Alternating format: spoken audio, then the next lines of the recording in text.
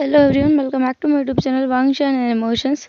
आई hope आप सब बच्चे हैं, अच्छे नहीं तो हो जाओ यार। चलिए तो आज के पार्ट को स्टार्ट करते हैं। लास्ट पार्ट में हमने देखा था जब विंग और वांगजी अलग हो चुके थे और वो दोनों अपने अपने घर के लिए निकल चुके थे। वांगजी अपने महल के लिए और विंग अपने घर के लिए। विंग अपनी नाव से घर की तरफ आ रहा था और आज वो बहुत ज़्यादा खुश नजर आ रहा था। जो कुछ देर पहले उसके साथ हुआ, उसके बाद वो बता नहीं सकता उसके दिल में कितनी सारी भावनाएं उमड़ कर आ रही हैं। विंग जाते हुए सोच रहा था कि इन कुछ दिनों में राजकुमार ने उस पर कैसा असर छोड़ दिया है। उसे हर जगह राजकुमार दिखते हैं, राजकुमार की आवाज़ सुनाई देती है। वो जैसे राजकुमार के रंग में रंग गया है। विंग घर पहुंच चुका था। घर पहुंचने के बाद उसने अपने पिताजी के घोड़े को बाहर ही खड़ा पाया। ये देखकर वो और ज़्यादा खुश हो गया था कि उसके पिता भी घर पर आए हुए हैं। आज तो उसे कितनी सारी खुशियां मिल रही हैं। विंग अंदर भाग कर गया। उसने अपने पिता को वहीं बैठा हुआ पाया। विंग उनके पास गया, उनके गले में हाथ डाले और कहा, पा। काओशिंग जो बहुत ज़्यादा गुस्से में था, उसने विंग की तरफ देखा। विंग के फेस पर बहुत ज़्यादा एक्साइटमेंट, खुशी नजर आ रही थी। काओशिंग का दिल बैठ गया। क्या उसे अपने बेटे पे गुस्सा करना चाहिए? उसका तो कितना अच्छा मूड है ना अभी। काओशिंग ने अपने गुस्से पर काबू किया और कहा, कहाँ गया था मेरा बेटा? विंग जिसने कहा, मैं नदी में था बाबा। आपको पता है पा, मैंने कितना मजा किया आज। आज मैं शहर में भी गया था। काशिन ने कहा, शहर में? उसने सवाल पूछा। वी ने कहा, हाँ, शहर में। कितना मजा आया। पता है, मैंने एक नया दोस्त बनाया है पा। मैं उसके साथ घूमता हूँ। मुझे बहुत अच्छा लगता है उसके साथ में। काओशिंग ने हावरन की तरफ देखा। हावरन शॉक हो गया था ये सुनकर। उसे तो लगा था विंग को बस अकेले रहने की जरूरत है। उसने सपने में भी नहीं सोचा था कि विंग कोई दोस्त बना लेगा, वो भी वो दोस्त जिसके बारे में हावरन नहीं जानता है। हावरन ने जिसने पूछा, तुमने दोस्त बनाया है विंग? विंग ने कहा, हाँ माँ, मैंने दोस्त बनाया है पा। वो बहुत अच्छा है, बहुत बहुत बहुत अच्छा है। उसने मुझे शहर भी घुमाया और उसने मुझे बहुत कुछ खिलाया भी। हमने टोफू खाया और हम लोगों ने एक दूसरे को मेफिन भी खिलाया। काशिंग हावरन की तरफ देख रहा था गुस्से में। उसे बिल्कुल भी नहीं पसंद है कोई विंग के आसपास ही भटके। और जिस इंसान की विंग बात कर रहा है उसे तो काओशिंग ने कभी देखा भी नहीं है, उसका नाम भी नहीं जानता है। काओशिंग जिसने कहा, विंग, उसका नाम क्या है? तुम्हारे दोस्त का कोई नाम तो होगा ना? विंग ने 2-3 बार ब्लिंक किया। उसने कहा, नाम? नाम है ना, नाम है मेरे दोस्त का, हाँ है ना, बहुत बहुत अच्छा नाम है उसका। काओशिंग जब पूछ लिया, क्या नाम है उसका? विंग ने कहा, उसका नाम लंजा है। काओशिंग ने पूछा, लंजा नाम है उसका? ये नाम मुझे सुना सुना क्यों लग रहा है? रीन ने कहा, बाबा आप नहीं जानते उसे, वो मछुआरा है, मछुआरे का बेटा है और वो हमारी नदी से दूसरी तरफ रहते हैं। हाँ। काओशिंग जिसने पूछा, उसकी उम्र कितनी है? विंग जिसने कहा, 24 साल है। हाँ। काओशिंग ने कहा, तुमसे तो बहुत बड़ा है वो। विंग ने कहा, हाँ बाबा, बड़ा है। और अन्य बीच में आते हुए कहा, शिंग, तुम कितने सवाल कर रहे हो उससे? उसे आराम करने दो, हमारा बेटा अभी आया है। विंग ने अपनी माँ की तरफ देखा। उसकी आंखों में ऐसा था कि माँ आपने बचा लिया। पता नहीं पापा कितने सवाल और पूछने वाला है। इसके बाद विंग जो अपने कमरे में गया थोड़ा फ्रेशन अप होने के लिए। जब वो बाहर आया उसने अपने माता पिता को कुछ बात करते हुए सुना। वो लोग विंग के आते ही बंद हो गए थे।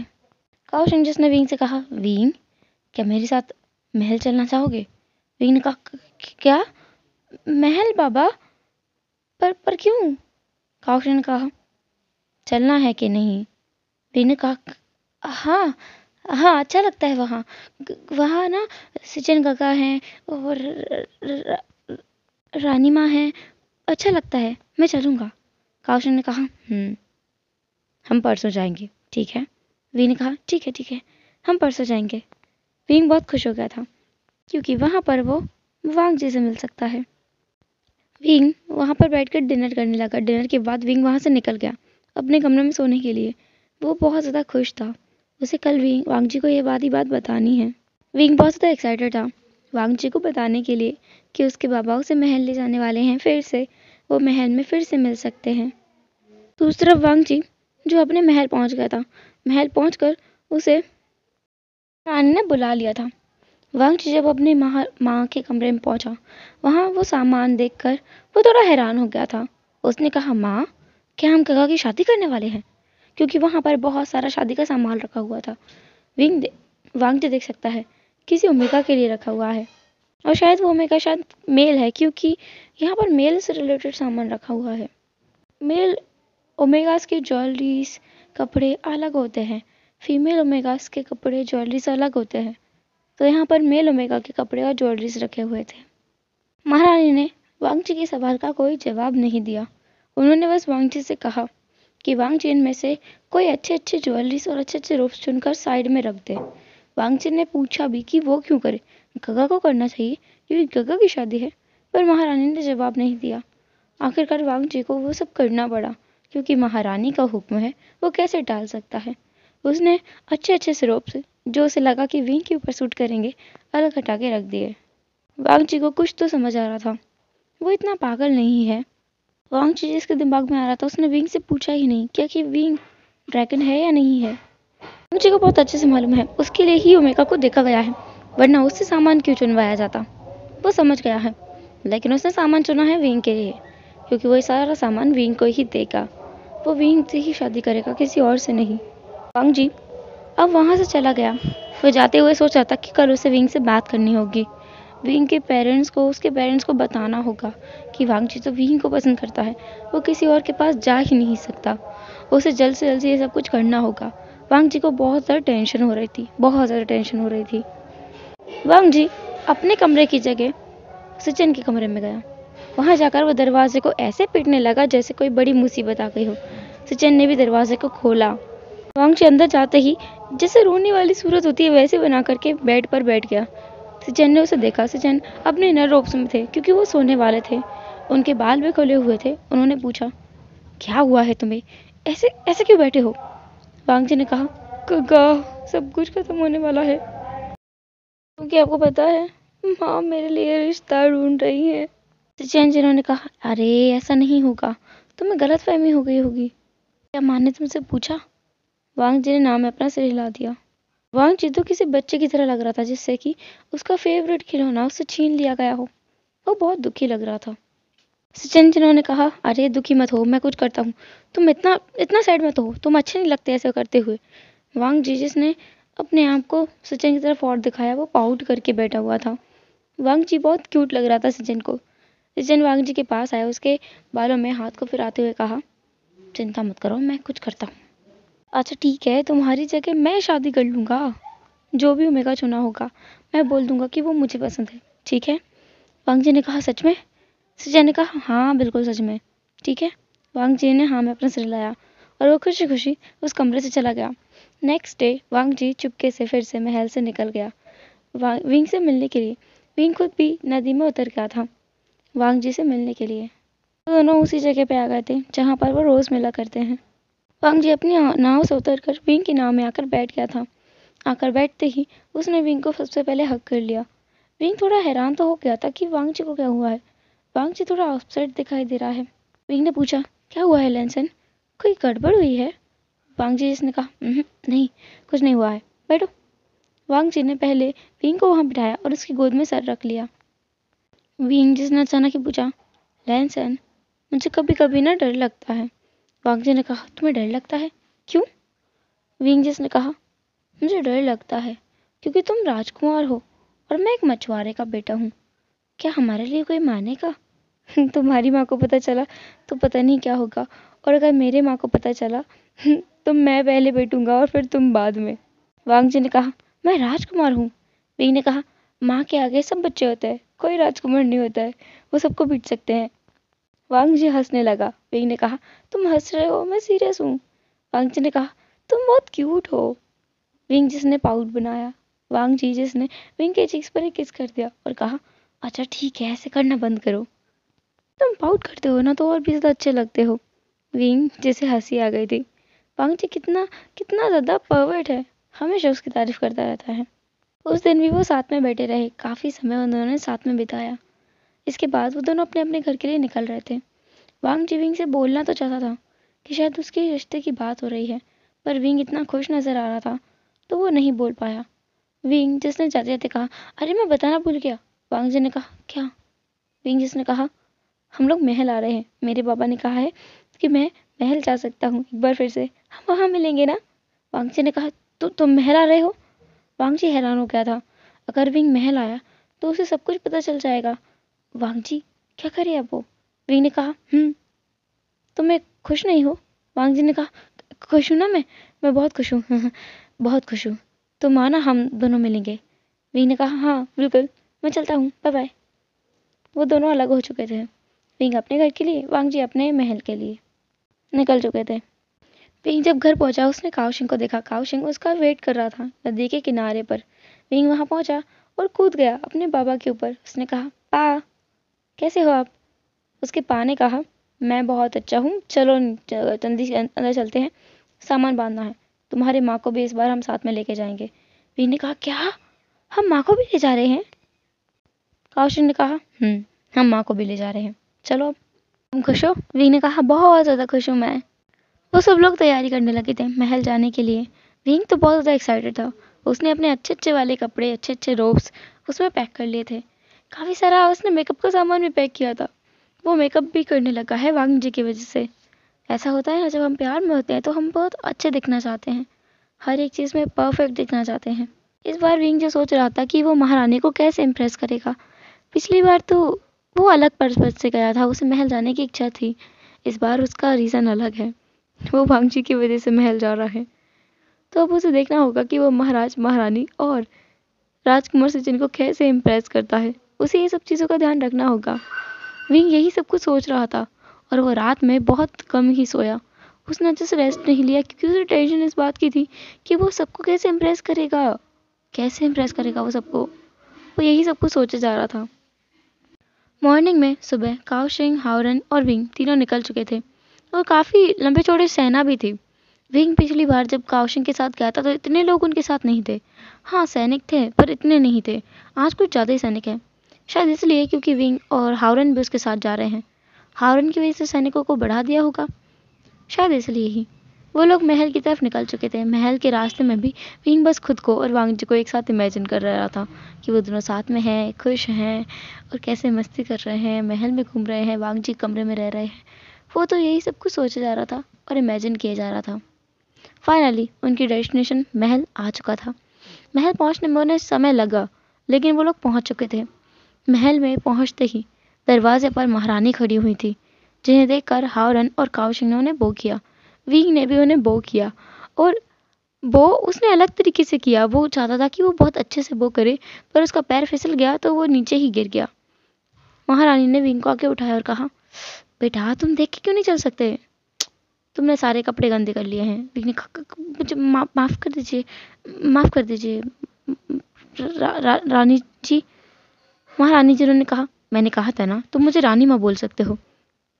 वैसे चलो अंदर चलते हैं। वो विंग को अपने साथ हाथ पकड़ के ले जा रही थी। विंग सोच रहा था कि उसने तो पहले ही कबाड़ा कर लिया अपना। अब अगर वांग जी उसकी माँ से बोले कि वो विंग को पसंद करता है तो उसकी माँ क्या सोचेंगे उसके बारे में? ये लड़का जो खुद को भी नहीं संभाल सकता, हाँ क्या होगा विंग का? विंग यही सब कुछ सोच रहा था। वो लोग अंदर पहुंच चुके थे। शाम हो चुकी थी तो डायरेक्ट ही डाइनिंग टेबल पर उन्हें ले जाया गया। वहां ले जाकर वो लोग बैठ गए थे। काओशिंग, हाओरन, विंग, वांग जी, सिचेन और जो वहाँ के महाराज थे, महारानी थी, वो भी सब लोग बैठे हुए थे और अपना डिनर कर रहे थे। विंग चुपके चुपके से वांग जी को देख रहा था जो उसके ही सामने वाली चेयर पर बैठा हुआ था। विंग और वांग जी की चेयर में ज़्यादा डिफरेंस नहीं था, तो वांग जी अपने पैर से विंग को टच कर रहा था नीचे से टेबल के, लेकिन गलती से वो पैर विंग की जगह काओशिंग को लग रहा था। काओशिंग जो खांसने लगा, वो इतनी बुरी तरह से खांसा। हावरन ने कहा, तुम ठीक तो हो ना सांफू, कुछ हुआ है आपको? काओशिंग ने कहा, कुछ कुछ नहीं।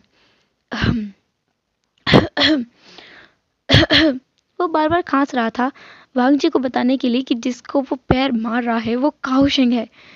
लेकिन वांग जी जो अपने आप में ही मस्त था, उसे लग रहा था कि विंग ना नौटंकी कर रहा है, विंग इतने आराम से खा रहा है जैसे कि उसे कोई फर्क ही नहीं पड़ रहा हो। विंग जो कि चेयर पे ऐसा बैठा हुआ था अपने दोनों पैरों को ऊपर करके, तो उसके पैर तो कहीं आसपास थे ही नहीं। काओशिंग जो खड़ा हो गया उसने कहा, राजकुमार आपको ऐसा नहीं करना चाहिए। वांग जी शॉक हो गया, उसने कहा, मैंने क्या किया है? सेनापति जी। काओशिंग, जिसने वांग जी की तरफ देखा घूर कर, उसने फिर विंग की तरफ देखा घूर कर। विंग जो कि बहुत इनोसेंट था, उसने बहुत पाउटी फेस बनाते हुए कहा, क्या हुआ पा? काओशिंग, जिसने कहा, विंग तुम यहाँ आकर बैठो। उसने विंग को अपनी चेयर पर उठा के बिठा दिया था। इतने सडनली उसने किया कि किसी को कुछ समझ ही नहीं आया। काओशिंग अब जाके अपनी चेयर पर बैठ गया था, विंग की चेयर पे। उसने प्लेट्स को भी बदल दिया, विंग को उसकी प्लेट दिखाने के लिए। विंग की तरफ घूर कर देखा। विंग ने बिना कुछ बोले अपना खाना चालू कर दिया। वांग जी को समझ नहीं आया कि क्या हुआ है। वांग जी, जिसने फिर से अपने पैर को मारने की कोशिश की वहीं पर, कुछ समय बाद तो उसे एहसास हुआ कि वहां तो विंग है ही नहीं। उसने बगल में मारा तो फिर से इस बार काओशिंग खड़ा हो गया। वो गहरी गहरी सांसें लेने लगा था। उसे बहुत ज्यादा गुस्सा आ रहा था, बहुत ज्यादा गुस्सा आ रहा था। काओशिंग ने कहा, राजकुमार, ये क्या हरकत है आपकी? महारानी, जिसने कहा, क्या हुआ है, आप हमें बताएंगे? काओशिंग ने कहा, महाराज, महारानी, माफ कीजिएगा, पर राजकुमार मुझे नीचे से पैर मार रहे हैं। ये सुनकर वांग जी हैरान हो गया था। उसे चैन जो खांसने लगे थे। उन्होंने कहा, वांग जी जो खड़ा हो गया, उसने कहा, क्या? मैंने नहीं किया माँ, बा, मैंने नहीं किया। हाँ हाँ। विंग जो खुद भी वांग जी को देख रहा था। विंग जिसने अपने सर पे हाथ दे मारा कि ये वांग जी का कुछ नहीं हो सकता, यहाँ तो ऐसी हरकत ना करता। हाँ, सुबह उसने जब वो आया था तब उसने महारानी के सामने अपनी इज्जत का कचरा कर लिया, और अब वांग जी ने उसकी इज्जत का कचरा उसके फादर के सामने कर लिया है। सच में इन दोनों को कौन एक्सेप्ट करेगा? बाद में महारानी ने सारा मामला संभाला और कहा कि शायद गलती से हो गया होगा, काओशिंग को बैठ जाना चाहिए। काओशिंग तो समझ रहा था कि वांग जी क्या करने की कोशिश कर रहा है, इसलिए उसे गुस्सा आ रहा था, बहुत ज्यादा गुस्सा आ रहा था। वांग जी काओशिंग की तरफ नहीं देख रहा था, अब तो वो विंग की तरफ भी नहीं देख रहा था। काओशिंग पहले विंग को घूरता है, फिर राजकुमार को घूरता है। वो पूरे खाने के समय ऐसा ही करता रहा, कभी वो विंग को घूरता तो कभी वांग जी को घूरने लगता। विंग समझ गया था कि कुछ गड़बड़ हो चुकी है, अब उसे कुछ बोलना नहीं चाहिए। वो चुपचाप से अपना खाना खा रहा था, ऐसा दिखा रहा था जैसे उसे कुछ पता ही नहीं है, वो तो एकदम मासूम है। खाना हो जाने के बाद में वो लोग अपने अपने कमरे की तरफ जाने लगे थे। तभी महारानी ने कहा, विभूषण। विंग जो रुक गया, उसने कहा, जी। महारानी जो उसे विंग ही बुलाती हैं, उन्होंने अचानक ही उसे विभूषण बुलाया तो विंग हैरान हो गया था। विंग उनके पास जाके खड़ा हो गया। महारानी जिन्होंने कहा, तुम्हारी हिम्मत कैसे हुई ऐसा कुछ करने की? हाँ, तुम हमारे राजकुमार को फंसाने की कोशिश कर रहे हो?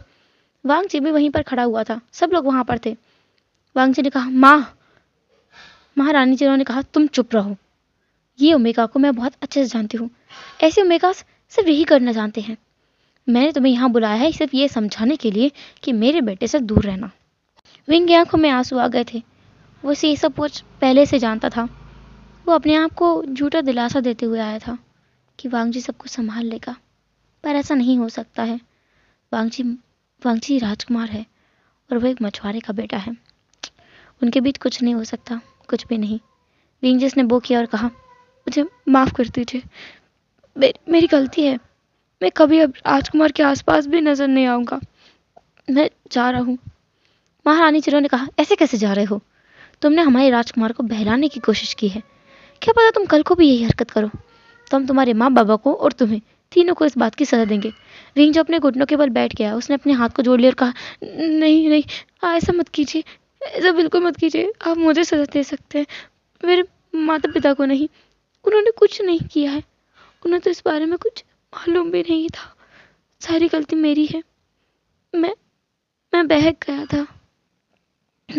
था, मैं अपनी औकात भूल गया था, मैं सोचने लगा था कि शायद मैं राजकुमार के, पर नहीं, मैं उनके लायक नहीं हूँ, माफ कर दीजिए महारानी, आप तो बहुत दयालु हैं, मेरे माँ कहते हैं आप बहुत दयालु हैं, उन्हें सजा मत दीजिए, वो आपकी हमेशा तारीफ करते हैं, उन्हें सजा मत दीजिए।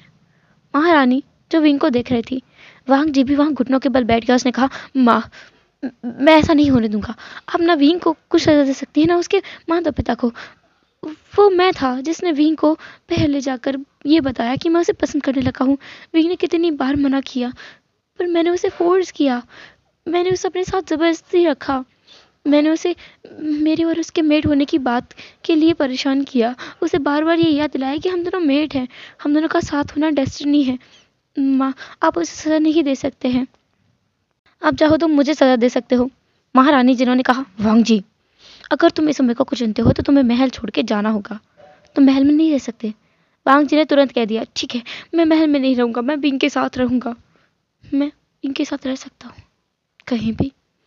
वांग जी जो खड़ा हुआ, उसने विंग को वहां से उठाया और कहा, मैं जा रहा हूँ। उसने विंग के माँ और पिता की तरफ देखा और कहा, माँ, बा, आप दोनों भी चलिए हमारे साथ। मैं नहीं रहूंगा ऐसे महल में जहाँ मेरी विंग की कोई इज्जत नहीं है। मैं वहां रह ही नहीं सकता। वांग जी जाने लगा था। महारानी पीछे से मुस्कुरा रही थी।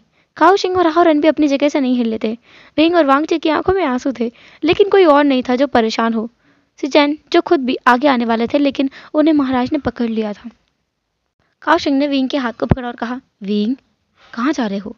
विंग ने कहा, बाबा, चलिए ना, हम यहाँ नहीं रहेंगे। महारानी कुछ चाहती नहीं है हम यहाँ रहे। तुम क्यों रहे? चलिए ना। काऊ शिंग ने विंग को पकड़ा, उसे गले लगा लिया और कहा, रो मत मेरे बच्चे, तुम रो मत। तुम रोते हो तो मेरा दिल जलने लगता है। ऐसा लगता है किसी ने मेरे दिल में बहुत सारे चाकू उतार दिए हो। तुम रोया मत करो। काऊ शिंग, जिसने विंग के आंसुओं को पोंछा, वो मुस्कुरा रहा था। विंग कंफ्यूज था, वांग जी खुद भी कंफ्यूज था। महारानी वांग जी के पास आई और कहा, तुम भी ना कितने पागल हो, बुद्धू हो। वांग जी, हम नहीं चाहते कि वो यहाँ से जाए। हम तो बस तुम्हारा एक टेस्ट ले रहे थे कि तुम दोनों एक दूसरे को कितना चाहते हो। क्या तुम राजपाट जाने के बाद भी एक दूसरे को अपना सकते हो? हम बस ये देख रहे थे। तुम टेस्ट में सफल हो गए। वैसे तुम्हारी शादी इसी से तय हुई है। वांग जी हैरान हो गया था। क्या? सच में? दरअसल महारानी, महाराज, काऊ शिंग और हाओरन। काऊ शिंग को इस बारे में बहुत पहले ही पता चल गया था। उसने विंग के ऊपर कुछ सैनिकों को लगाया हुआ था। जिस दिन वांग जी विंग के पास उस नदी में पहुंच गया था, वहां पर कुछ सैनिक थे जो बिना किसी को पता लगे विंग की रक्षा करने के लिए वहां खड़े रहते हैं। वहां राजकुमार को देखकर वो भी हैरान थे, लेकिन वो उसके पास नहीं गए क्योंकि वो राजकुमार है। अगर विंग को खतरा हुआ तो वो जरूर जाएंगे, चाहे वो राजकुमार ही क्यों ना हो। लेकिन उन्होंने देखा कि उनकी हरकतें, वो क्या बातें कर रहे हैं, सब कुछ सुना। और उसी दिन उन सैनिकों ने आकर काऊ शिंग को ये सब कुछ बता दिया था। काऊ शिंग अपने राजपाट के काम में बहुत बिजी था, अपने सैनिकों के काम में बहुत बिजी था, तो वो जा नहीं पाया। लेकिन उसने ये सब कुछ महाराज और महारानी को भी बता दिया। अब महाराज और महारानी जो भी चाहें डिसीजन ले सकते हैं। महाराज और महारानी ने सोच लिया था कि अगर उनका बेटा विंग को पसंद करता है तो वो उनकी शादी विंग से ही कराएंगे। लेकिन महारानी ने कहा कि वो विंग की मर्जी जानना चाहते हैं, इसके लिए वो रोकेंगे। उसके बाद के सारे दिन, सारा समय, सब कुछ जो कुछ हुआ, वो सब कुछ महारानी को और काऊ शिंग को, महाराज को, सबको पता चलता जा रहा था। और उस दिन जब काऊ शिंग हारून के पास पहुंचा था, तो वो उसे इसलिए डांट रहा था क्योंकि वो अपने बेटे का ख्याल नहीं रख सकता। वो वांग जी से प्यार करने लगा है और उसने हारून को अभी तक बताया भी नहीं है। क्या हारून को उससे बात नहीं करनी चाहिए? उस दिन महाराज ने भी काऊ शिंग को डांटा था। सेना में कुछ गड़बड़ हो गई थी, इसलिए इसलिए उसका मूड भी खराब था और वो सारा गुस्सा हारून पर उसने उतार दिया था। लेकिन उनकी शादी तो पहले ही तय कर दी गई थी, उसी दिन जिस दिन उन्हें ये मालूम चला था कि वांग जी ने विंग को प्रपोज कर दिया है। विंग बहुत खुश हो गया था, वांग जी भी बहुत खुश था। वो दोनों बहुत खुश हो गए थे। काऊ शिंग जो विंग को अपने साथ ले गया और उसने कहा कि अब इन दोनों की शादी होने के बाद ही एक दूसरे को देख सकते हैं, उससे पहले बिल्कुल भी नहीं। विंग, जिसने एक बार लास्ट टाइम वांग जी को देखा, वांग जी ने भी विंग को देखा। वांग जी को भी सिचेन अपने साथ ले गए थे। सिचेन को साफ साफ कह दिया गया था कि वो विंग के पास ना जाए, मतलब वांग जी को विंग के पास बिल्कुल भी ना जाने दे, और विंग आए तो विंग को भी वांग जी से बिल्कुल ना मिलने दे। राज्य का माहौल बहुत ज़्यादा खुशनुमा हो गया था। ये अनाउंसमेंट कर दी गई थी कि छोटे राजकुमार की शादी हो रही है, उन्हें क्वीन मिलने वाली है। वांग जी को वहाँ का राजा बनाया जाएगा और विंग को वहाँ की रानी बनाया जाएगा। सारा महल जैसे खुशियों में डूब गया था। इन खुशियों में किसी ने ध्यान नहीं दिया कि शाओ बाओ की नज़र विंग के ऊपर कितनी गड़ी हुई है। वो जैसे शाओ बाओ जो है विंग को ही घूरे जा रही है। मैं एक बार और याद दिला दूं कि शाओ बाओ जीही की तरह दिखती है। शाओ बाओ विंग से बात करने का एक भी मौका नहीं छोड़ती थी। विंग यहाँ एक हफ्ते के लिए है, एक हफ्ते में उसकी शादी होगी और वो महल में ही रह जाएगा। उसके बाद उसके माता पिता यहाँ से चले जाएंगे। इस समय में शाओ बाओ जो विंग से काफ़ी बार बात करने जाती है, विंग भी शाओ बाओ से बात कर लेता है। हालांकि इस बारे में उसके पिता को कुछ भी नहीं मालूम है। विंग ने नहीं बताया क्योंकि उसे लगा नहीं कि उसे बताना चाहिए। वैसे भी ये तो गुरु माता है ना, गुरु माँ से बात करना तो उसका अब जिम्मेदारी है। और वैसे भी महारानी ने कहा है कि गुरु माँ ही उसे महल के नियम कायदे कानून सिखाएंगी, उसे ट्रेन करेंगी। तो शाओ बाओ को बहुत ज़्यादा समय मिल रहा था विंग के साथ बिताने के लिए, और इस समय में वो विंग के साथ कुछ कर रही थी जो विंग को भी नहीं पता है। विंग को नहीं मालूम है कि क्या हो रहा है उसके साथ में। और हाँ, मैं यहाँ पर एक और बात क्लियर कर दूं कि शाओ बाओ एक अल्फा है, जिसके बारे में बहुत कम ही लोगों को पता है। वांग जी को, सिचेन को, महाराज महारानी को, काओशिंग, इन लोगों को ही पता है। विंग को इस बारे में नहीं पता है। शाओ बाओ अपनी सेंट को पूरी तरीके से दबा कर रखती है, उसके बारे में किसी को नहीं मालूम है। हेलो एवरीवन, तो कैसा रहा आज का पार्ट? जो भी हो, जैसा भी हो, कमेंट जरूर करना। एंड फिर मिलेंगे नेक्स्ट एपिसोड में। तब तक लिए tata, take care, bye bye. अपना ख्याल रखना। Bye bye.